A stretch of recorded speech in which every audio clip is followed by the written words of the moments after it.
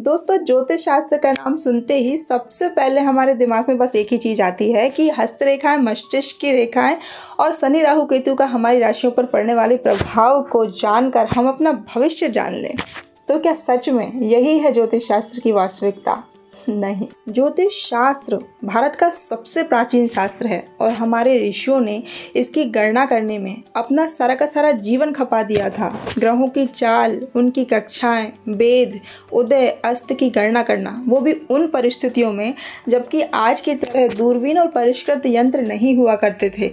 उन्होंने अपनी सूझबूझ और परिश्रम से महत्वपूर्ण अनुसंधान करने में सफलता प्राप्त की और इस संबंध में बहुत सारे आर्य ग्रंथ भी लिखे गए। इस विद्या के विशेषज्ञों में आचार्य वराह मिहिर, आर्यभट्ट, भास्कराचार्य आदि ऋषियों के नाम बड़ी ही श्रद्धा पूर्वक लिए जाते हैं। और आज जो रूस, अमेरिका जैसे देशों ने ज्योतिष शास्त्र में जो इतनी उन्नति की है, उसी के कारण तो आज अंतरिक्ष में कृत्रिम ग्रह उपग्रहों को भेज पाना, उनको गति देना, उनको लौटाना संभव हो पाया है। अब आप जरा सोच करके देखिए, ज्योतिष शास्त्र की इतनी उन्नति ना हुई होती तो ये सब संभव हो पाता क्या?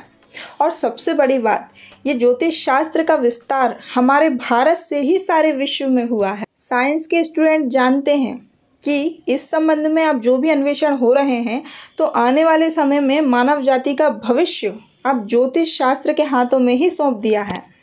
और इस विद्या का जितना ज़्यादा से ज़्यादा ज्ञान जिस देश के पास होगा, भविष्य में वो देश ही पूरे विश्व का राजनीतिक नेतृत्व करेगा। अब स्पेस से अर्थ के नियंत्रण की अनेक योजनाएं ज्योतिष विद्या के विद्वान क्रियान्वित करने जा रहे हैं। प्राचीन काल में जो ज्योतिष विद्या थी, वो पूरी तरीके से विज्ञान सम्मत हुआ करती थी। इस विद्या के द्वारा अंतर्ग्रही परिस्थितियों का अध्ययन किया जाता था, सारे संसार पर पड़ने वाले प्रभावों का अध्ययन किया जाता था। इस विद्या के विशेषज्ञ अपनी गणनाओं के आधार पर ये जानने का प्रयास किया करते थे कि ग्रह नक्षत्रों की गति में, स्थिति में क्या परिवर्तन हो रहे हैं और इनका हमारे पृथ्वी के वातावरण पर क्या प्रभाव पड़ेगा। पृथ्वी के संतुलन असंतुलन में ग्रह नक्षत्रों की क्या भूमिका हो सकती है, आने वाले समय में क्या परिस्थितियां बनेंगी, आने वाले समय में वातावरण में क्या प्रभाव पड़ेगा। तो ये सब जानकारियाँ ज्योतिष विद्या के माध्यम से प्राप्त की जाती थी और इन जानकारियों के आधार पर ही खेती किसानी जैसे कामों की भी योजनाएं बनाई जाती थी। तो ये है इस महान ज्योतिष विद्या की वास्तविकता। पर इस ज्योतिष शास्त्र के महाविज्ञान के साथ गड़बड़ कब हुई? जब इसके साथ फलितवाद की कीचड़ चिपक गई। आखिर लोगों ने ये मान कैसे लिया कि उनकी क्रिया, प्रतिभा, योग्यता नहीं बल्कि ग्रह नक्षत्रों की स्थिति उनकी लाभ हानि के लिए, उनकी सफलता के लिए उत्तरदायी होगी।